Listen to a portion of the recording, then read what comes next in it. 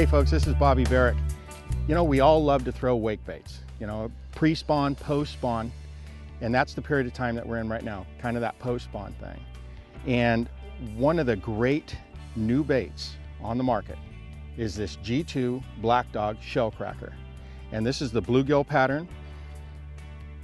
On that post-spawn, largemouth, especially big largemouth, they don't like this guy around because he will eat their fry. A lot of that fry is only a 1/4 inch long, maybe a 1/2 inch long, which is exactly what this guy's looking for. So if mama sees this guy around, she usually will attack him or at least push him away. And so when I'm throwing a wake bait, any type of wake bait, I will always have a follow-up bait. Now, the areas that I'm gonna fish today, it's kind of a mix. I've got some areas where that water's only that high above the weeds. That's one of the great benefits of a wake bait like this right here. You can just slow crank that thing. We just want to keep it right on the surface and just get that nice slow wobble.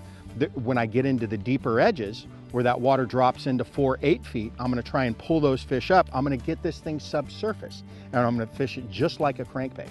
So we've got a couple of different ways that we're going to attack this area, and we're going to see what we can come up with.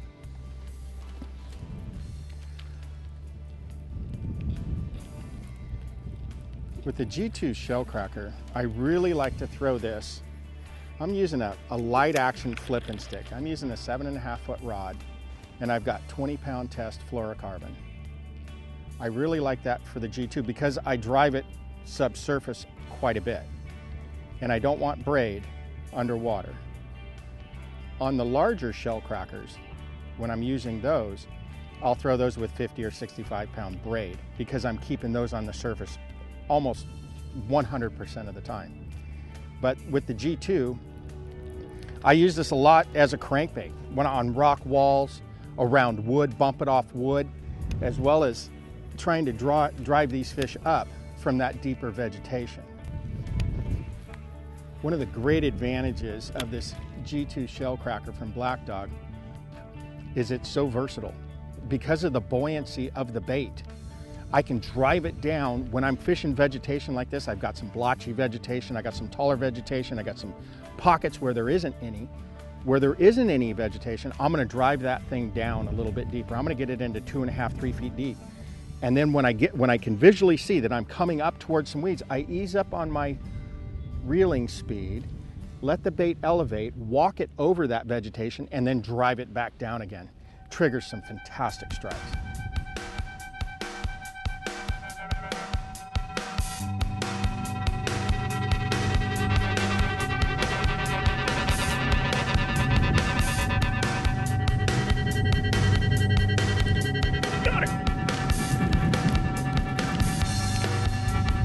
Oh, that shell cracker, I tell you what, that G2 is such a cool bait. It's one of the cool deals about this G2. You can wake that thing. We're fishing it a little bit deeper. We're keeping it on the surface. You know, again, they've got a few different colors available. They got the ghost bluegill, the regular bluegill, which is what I'm throwing, and they've got the crappie. So this time of the year, post-spawn, as you move into that summer period of time, I really like the regular bluegill. If I'm in really, really clear water, then I like that ghost bluegill. Nice silhouette, doesn't spook the fish, great bait. The other thing, again, I'm throwing this with fluorocarbon, 20-pound test fluorocarbon. Now, as you got to see in that last fish there, as I got bit, I start reeling extremely fast until the rod tip loads, and then I just sweep. If you get bit with fluorocarbon or monofilament and you set the hook, you've got rod load, you've got a little bit of line stretch, and if that fish is coming towards you, you don't penetrate those hooks like you need to.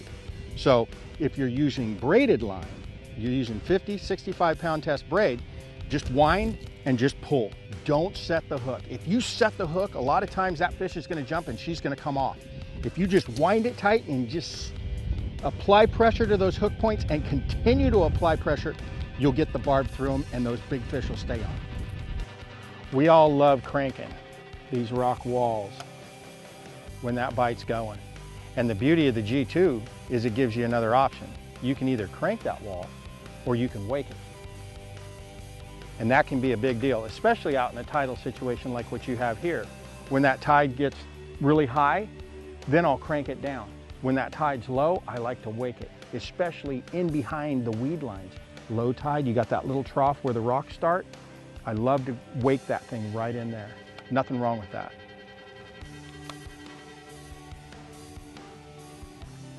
Another really cool way to fish your G2 is in and around sparse tules. I love doing this. Summertime, it's cool. Springtime, it's real cool. If they're pretty aggressive and they're eating a spinnerbait and you're catching a lot of those 2 and 3 pounders, there's nothing wrong with putting this guy on and trying to catch shamu in those spring months. Not that it can't happen in the summertime, but work on your casting skills, keep the bait low, and bounce that thing off those tules.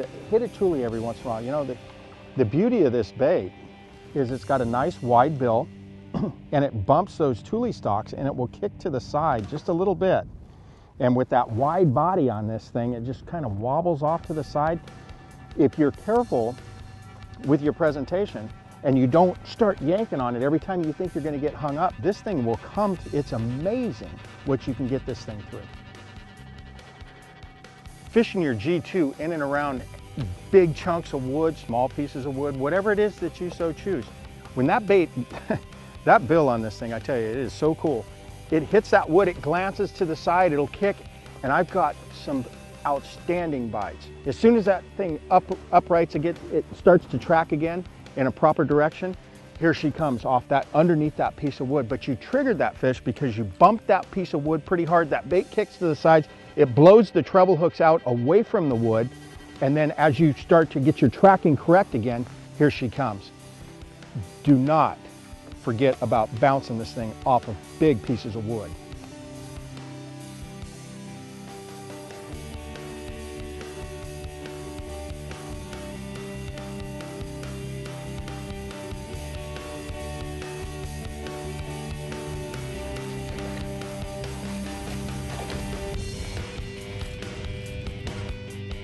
Shell cracker bass.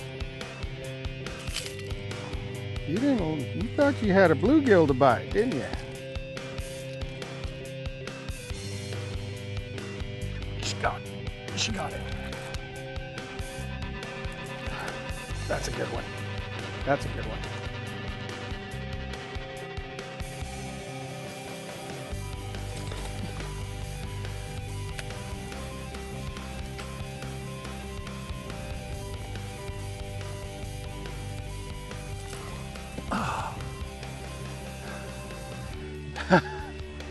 That's a great way to end the day. That is a great way to end the day.